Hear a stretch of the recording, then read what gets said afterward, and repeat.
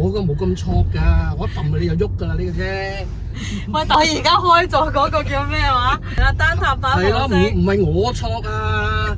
你突然間撳佢就即刻懟啊，唔關我事喎。嗱，你睇啦，呢個阿師傅有意見啦，阿師傅有意見。係咯，我話佢都係 Model Y 嘅業主嚟嘅，咁佢啊，但係你用嗰個模式同我嗰個唔一樣啊。即係你係用翻個油車模式係啊係嘛？係啊咁你換新能源車換嚟做咩咧？所以你頭先係，所以。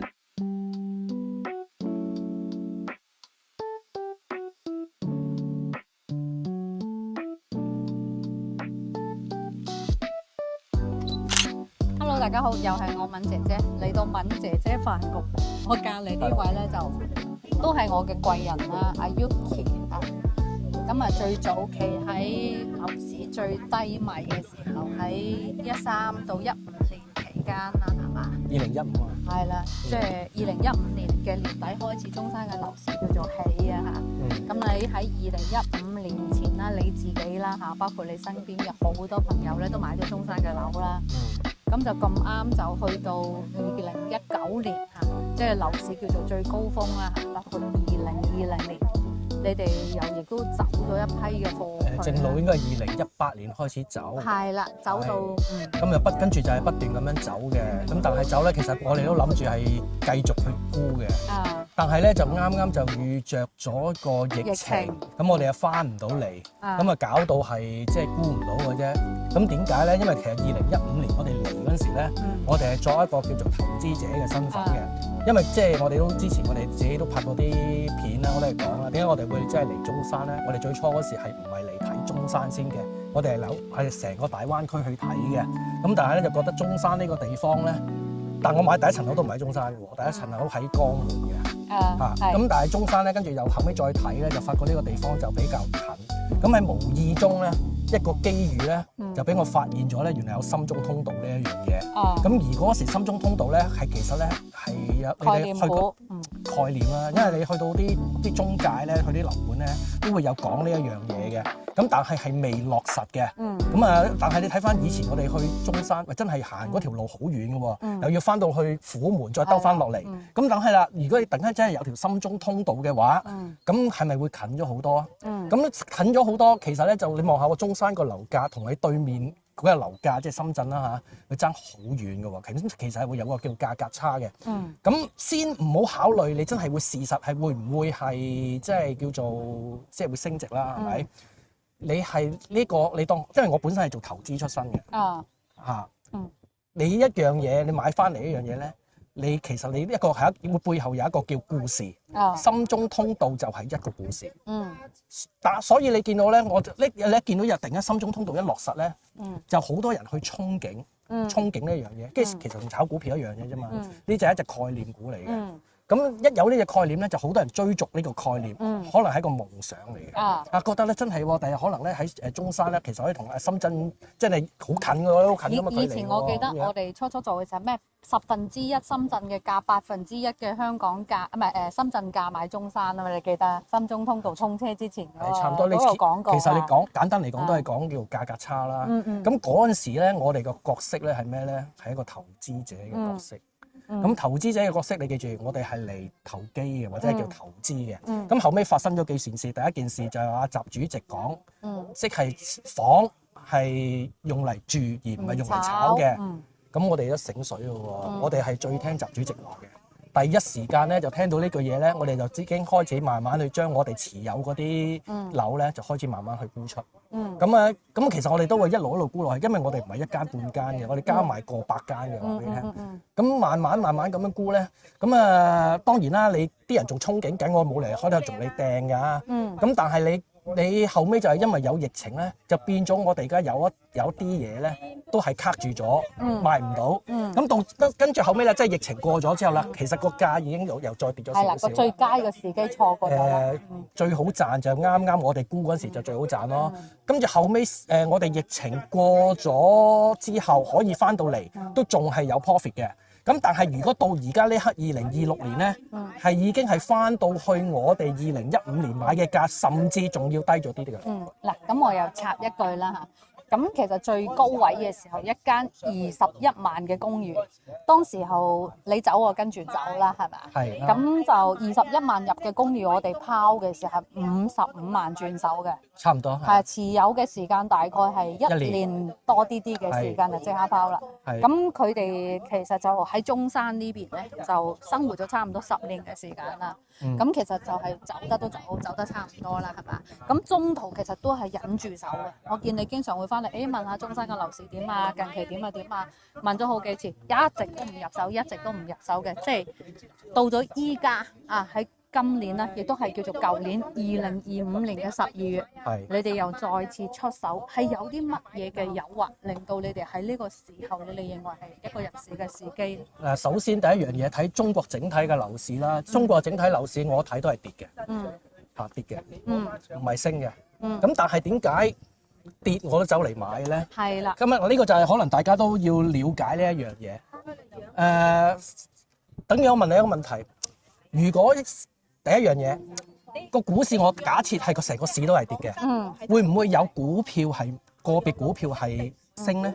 係嘛？即係就算係嗰日係股災跌2-3千點嘅，都有一隻股票或者少隻股票都會升嘅喎。係啦，你香港咁即係話你而家睇落去，如果你覺得大陸嘅樓市係跌，冇錯嘅，你睇個大市，睇個指數係跌嘅，但係唔係代表喺個大市裏邊每一隻嘅股都係跌嘅，當中一定係可能有啲咧係會逆市會上升嘅。OK。係啦，咁所以呢個係第一個要點嘅。第二個要點，咁好多人都想問我啦，咁大陸樓市買唔買得咧？你記住，而家唔係好似我2015年嘅角度，係一個投資者嘅角度。我哋轉手可以賺1倍嘅。唔係講㗎，你記住買樓有2樣嘢嘅。第一，你如果作為一個香港人，咁多嘢地方可以去投資，點解你都唔去揀？你要揀大陸嘅樓市咧？咁多你可以買股票、買外幣、買乜都得㗎嘛？點解咧？點解要買大陸樓市咧？咁所以你而家我哋唔嚟呢度再買翻，唔係為咗一個投資嘅用途，係為咗一個退休嘅用途。咁你諗下啦，就算我知道成個大市都係假設會跌，但係我覺得唔會再急跌，唔會再大跌，只係慢慢陰咁跌。咁但係如果你為咗係等到真係最低位嚟買，喂，咁可能真係等好耐嘅喎。咁我假設你喺個陰跌嘅過程之中，每一年都係跌少少，你咪當交租折舊咯。咁但係咪真係咁悲觀咧？咁所以頭先問呢個問題就係話，就算係好成個大市都係跌，咁你都要睇邊一隻股啦。咁如果好簡單嘅，係人識講個市，即係市升就識講升，買跌就係跌，咁就唔使，其實唔使揾我哋啦。我哋嘅角色就係話喺咁多嘅跌裏邊，可能就係同你挑選唯一一隻會升嘅嘅，係咪啊？即係呢個就係我哋嘅作用啊嘛。即係等於好簡單，2015年我哋嚟中山，喂，嗰陣時嗰個地方。喂，真係㗎，我哋買樓冇人嚟買樓㗎。你中山，我哋買樓坐喺度坐成幾個鐘啊！你個中介都仲得㗎。冇錯，我記得當時候你哋嚟買樓咧，有2萬首付，即係你俾2萬蚊就可以擁有呢間屋啦，係嘛？或者俾1萬首期你就可以擁有呢間屋啦。你記得我哋以前你諗下，2015年嗰陣時，你而家好多嘅所謂專家，我想問你喺邊咧？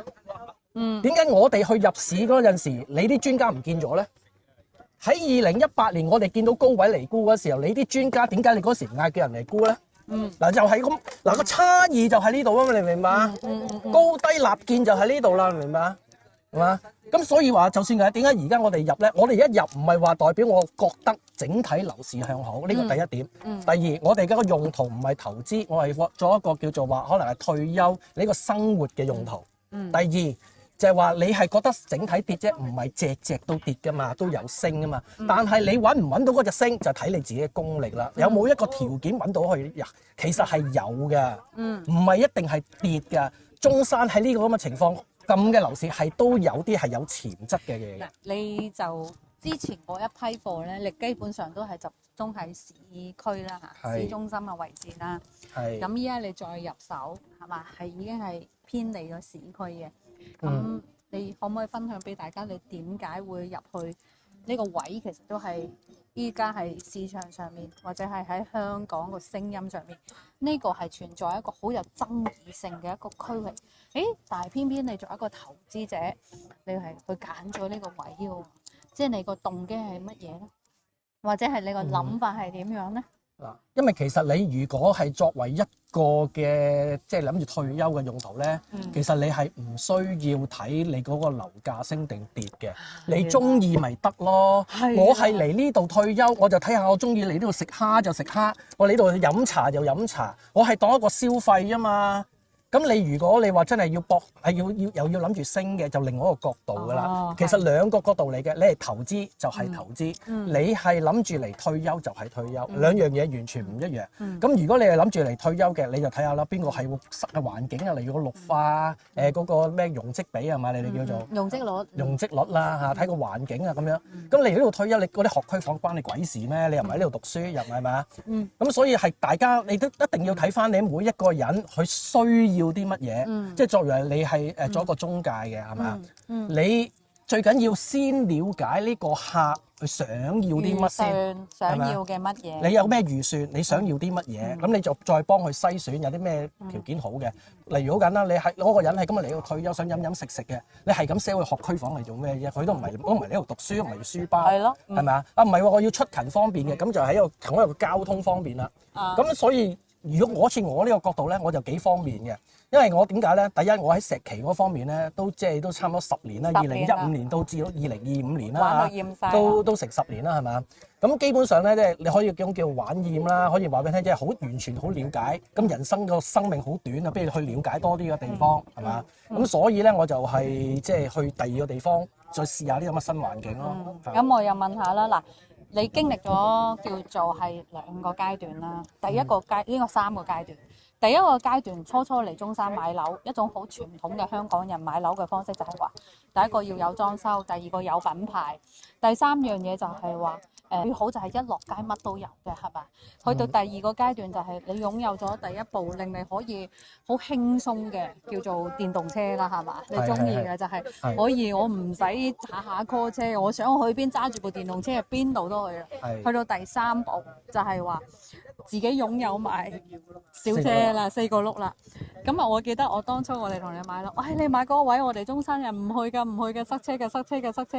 咁其實你嗰個心路嘅歷程嘅轉變，會唔會亦都喺大陸嘅時間越長咗之後，你都會有所轉變？我都有啲轉變嘅，因為嗰陣時咧，我哋嗰個角色咧，因為點解咧？喺大陸嘅時間短啊，即係我哋喺一個香港人嘅角度啦，係咪？所以每一樣嘢，可能我哋個思維其實係根深蒂固係香港嘅思維嚟嘅。咁我哋嚟嗰次，我哋買嗰度，又市區又旺啊，又係咁樣，係啦。但係跟住後尾咧，即係我哋揸2個轆就冇乜所謂啊。但係咧，跟住當我哋開始揸4個轆嘅時候咧，就發覺咧有啲地方我一見到嗰度泊唔到車，我就唔去㗎啦。第一唔係第一泊唔到啦，第二。嗰個地方好難泊嘅，第3就係揾唔到位嘅，我就唔想去嗰度，你明唔明啊？OK，跟住你後尾喺度講啦，跟住一講啦，佢即係我哋見到我哋開頭住石岐啦咁樣，因為我哋嗰時揸2個轆咧，就覺得冇乜所謂。跟住咧，跟住覺得石岐有咩問題咧？即係當你揸4個轆就發覺石岐啲路好鬼窄嘅，嗰條路又窄。舊石岐啊，唔係所有石岐。係即係舊石岐嘅，嗰啲路又好窄，咁樣，總之就。即係呢個問題咯，咁但係 OK 嘅，咁因為本身石岐咧，其實就係食又好方便嘅，樣樣都好方便嘅。咁但係咧，當你如果你諗住轉咗啲新環境嘅咧，咁你又可能又唔係想要呢一樣嘢，係咪啊？所以咁而家咧又係睇嗰啲比較新區啊嗰啲咁樣咯。係啦。咁你而家揀嗰位，你唔講都得。咁你點解揀嗰個位咧？咁我如果講俾個位，如果我講呢一樣嘢，咪即係講俾人聽係邊度啦？你唔可以唔講邊度，但係佢哋可以估到，佢哋評論區打就得啦。你可以講你唔講個區喺邊度，你都我講一樣嘢就你已經話俾你聽解決咗，已經叫開估啦，係咪？咁你講啊，點解你揀嗰個位先？即係好簡單，其實我咧成個中山。你買中山嘅樓嘅人，其實我諗得2類人嘅啫。中山本地人。OK。第二就係可能港澳同胞嘅啫。其他我諗你外來人口唔同2015年嗰陣時，2015年可能好多深圳過嚟。係。所以你話俾你聽，如果你個中山嗰個樓係個量咁大，而你係買嘅嘢，即係成日香港人。或者係嗰啲叫做中山本地人，我諗你係消化唔到嘅。係，我認同。所以最後嘅結果咧，你個價咧，我都同你講啦，咪陰跌咯。因為呢成個市場都係，但係又打插你一句啦。嗱，既然你個港幣而家去到86、87，咁會唔會話調翻轉頭我揸翻間物業咁當係保值咧？我唔會喎，我唔係為呢個用途喎，因為你而家覺得人民幣升，我唔係覺得係長遠會升嘅喎。呢個第一樣嘢先。OK。係啦，佢而家升，佢已經覺得我已經係覺得完全不合理嘅，以你而家咁嘅經濟嚟講嚇。咁但係我就好分散投資嘅，咁所以你呢啲我亦都唔係話好 care 你嗰啲咁嘅貨幣。咁我唔係為咗呢，我而家嚟中山買樓唔係為咗投資嘅。就係中意佢個環境、飲食。所以咧，而家你第一個市場就係絕大部分中山嘅位置就係中山人嘅市場，或者係一啲叫做港澳，或者例如三鄉啊嗰啲咪叫港澳嘅人市場咯。咁例如你仲有中山比較再邊嘅，例如可能係近江門啊，或者係近南頭啊嗰啲咁樣，可能就係外邊中山市外嘅人嘅少少市場。但係中山人本地市場咪來來都係石岐東區、西區、南區嗰啲咁嘅嘢咯，係咪啊？咁但係你記住中山嘅人口係咁多，而本身去中山嘅咧，亦都係比較有啲條件嘅咧，好多人都會去送佢啲仔女會去外國讀書，或者係佢哋根本就都唔會留喺中山發展，或者去咗深圳啊，或者去咗其他地方咁樣嘅，或者甚至係出咗國嘅。咁所以如果你喺中山，你係為咗一個投資嘅用途，你望到你個供應同你嗰個需求，其實話俾你聽，你永遠都係個供應大過需求嘅情況咧，樓價係唔會升嘅。所以如果你係為一個投資嘅用途咧，我覺得你唔好買中山呢啲咁嘅位置。冇錯，房住不炒。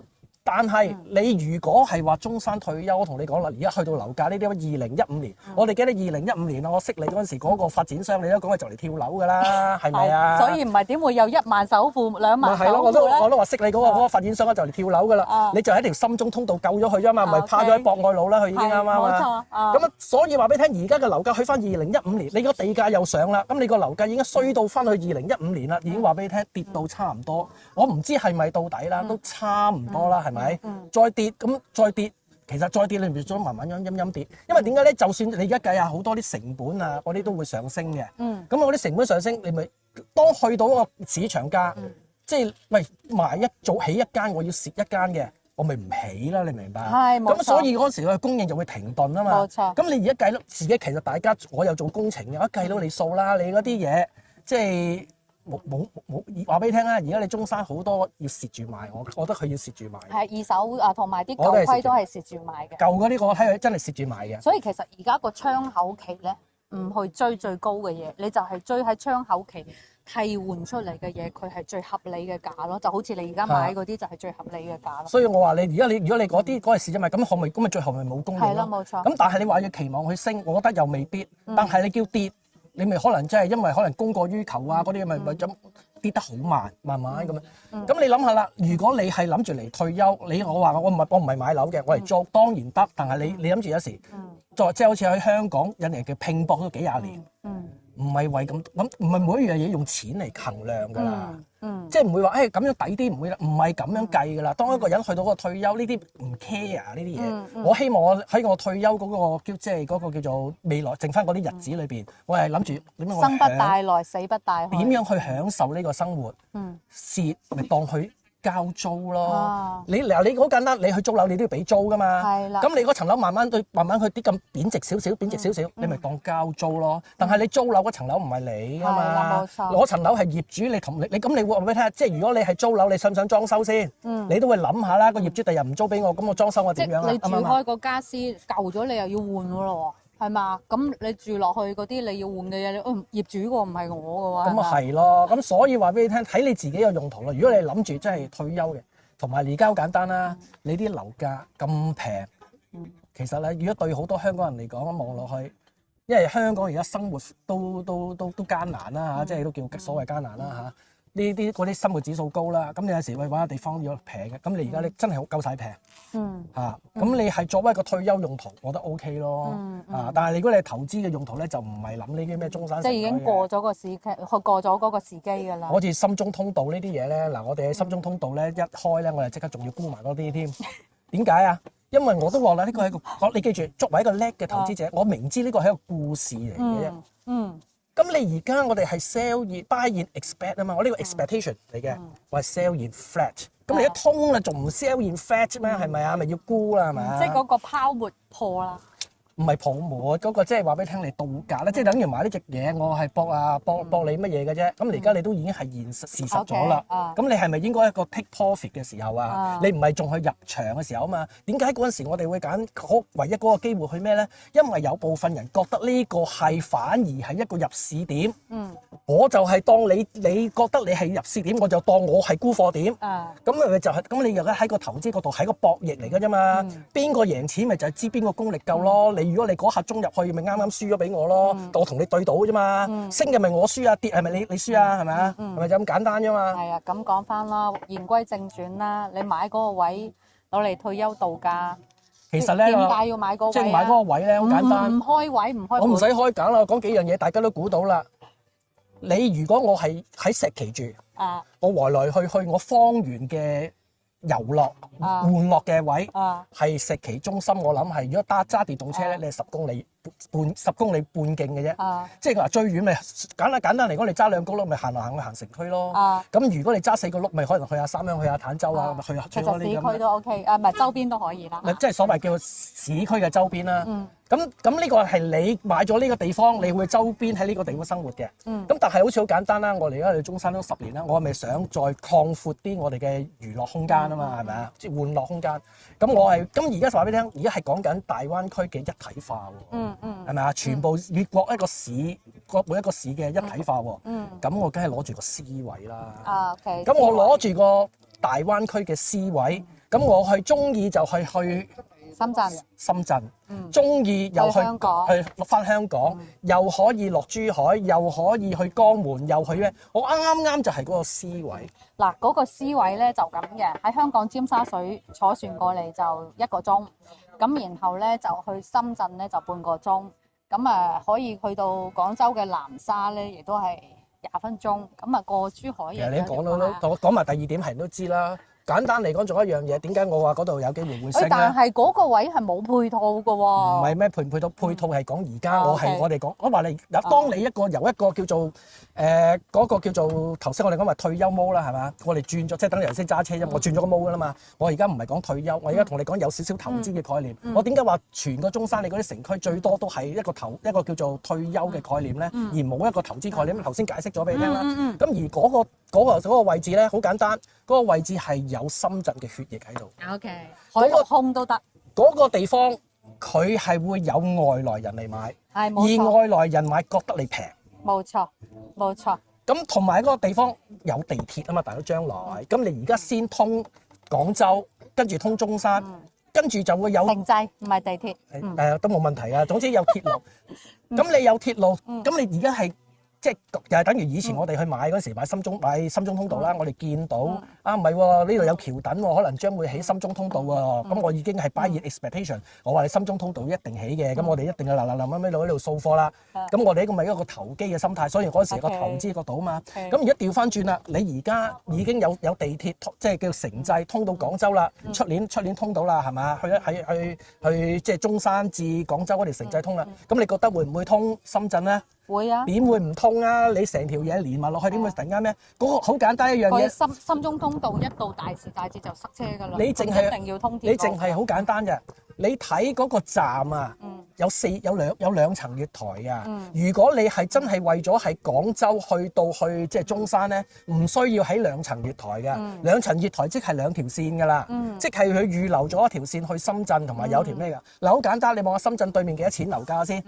你20零分鐘去到深圳對面咧，我都去過好多啦。嗰邊咁嘅深圳嗰啲樓，南沙啊、前海啊，嗰扎嘢，喂10幾萬，嗰南沙都差唔多3皮啦，係咪？你去到同一個開發商品牌，你哋睇過佢嘅樓係差唔多啦。咁啊，總之嗱，我開咗前海啊，咩前海灣嗰度都睇過啦。喂，嗰度咧10幾萬，佢係真係有個地鐵站嘅。喂，大佬都冇乜人嘅啫喎，嗰度，但係嗰度10幾萬。咁你調翻轉啦，對於一個深圳人角嚟講，佢望住呢度同望住嗰度，喂爭幾多倍價錢啊？爭差唔多6-7倍價錢。你而家蝦佢未到地鐵度啫嘛？以前深中通道點解我話聽呢個概念咧？你交通費貴啊嘛。但係佢深中巴士公交有啲樓盤係可以每日有2班直達，有啲係10零蚊冇錯啦，直接去到嗰度。冇錯啦。咁點解而家唔得咧？因為之前嗰啲套咗你大段購買力啦嘛。咁就係咯，個最高位嘅時候。你就係嗰下嗰啲人套咗你購買力，咁點解咧？我哋就唔同啦，我就係最高嗰時我哋沽咗出去啦。咁我哋到我哋有購買力，你明唔明白 OK。咁咪變咗我哋而家係有，梗係買到啲好嘢。點解？其實呢個概念咧，到嗰陣時都得嘅。但係你諗下，而家中國嗰個環境，其實係好多人有心無力。我係真係好想買，咁啊點啫？喂，我之前買咗，喂你唔好諗住幾年或者10年，我買完一層樓，一個大陸人嘅收入，我幾十年我又可以再翻身又買個第2層，係咪即係係咪覺得唔係好恰合常理啊？所以呢個機會咧，其實我俾你聽啦，其實就俾咗啲仲有實力嘅人。咁所以其實你聽你啲即係香港啊嗰啲，其實如果你係仲有實力嘅，你就可能真係諗，因為而家就好入手啦。嗱好簡單。如果仲有好多大陸同胞係有呢個實力嘅話，會唔會而家呢個價俾你買到咧？冇錯。你就係話俾你聽，就係有部分人 hold 住咗佢買唔到，先輪到你啫嘛，你明唔明白？如果唔係一早俾人搶晒啦。個問題就係呢度啊嘛，贏輸就其實話俾你好多嘢定咗啦。如果你係2018年嗰度你肯走咗，你套咗有錢，你而家咪有一個可以入手嘅機會咯。啊唔係啊，我2018年先嚟入嘅。你咪睇住人哋升咯，係啊，冇錯，即係好簡單啫嘛！你望住嗰啲深中鐵路隔離，好簡單，通地鐵。我同你講啦，深圳有一個站嗰啲唔會低過3萬蚊，啱唔啱啊？喂，你而家你嗰度萬零蚊喎，係咪啊？仲要咁靚喎，咁你而家對於一個深圳嚟講，你咪覺得好平啊？你而家唔係中山人買喎，中山人可能覺得嗰度遠喎，喂，但係深圳人嚟講又唔係咯喎，咁你住寶安嗰啲你唔係啊？你深圳人要出勤噶嘛？咁我如果話啦，我住呢度，我同住嗰度。都係搭地鐵搭幾蚊地鐵嘅，咁點解唔諗得過啊？我住大咁多，咁又係喎，個環境啊，都唔係個環境都唔一樣啦。咁你望好簡單，你而家以嗰個地方嚟計啦，佢而家係根本就係話俾你聽係對標緊深圳嘅。深圳我哋最初我哋即係好早嚟。邊個？我哋即係最早嚟即係深圳嗰批啦，1980年代啊。嗰個迎賓路定春風路都仲係泥路嚟，我哋已經上緊深圳啦。所以有啲人咩人話聽我唔了解深圳，喂我即係我去深圳，你唔知出咗世未啦啱啱啊？你見我條咩春風路仲係泥路未啊？係咪啊？你見我去上沙下沙要搭電單車未㗎？係咪啊？係咯，咁因為我唔了解深圳，我80年代啊，由桃園啊行到去羅湖啊，行路去啊，我都行過啊。所以呢餐係慶祝你哋兩個又再重新翻嚟中山，唔係即係話入咗套新樓係嘛？識嘅人唔使。OK，咁啊邊食飯邊講啦，好啊。唔係啊，咁你咪要停咯。唔係可以照續繼續錄㗎。唔使啦。邊食邊講，唔使理佢。係啦。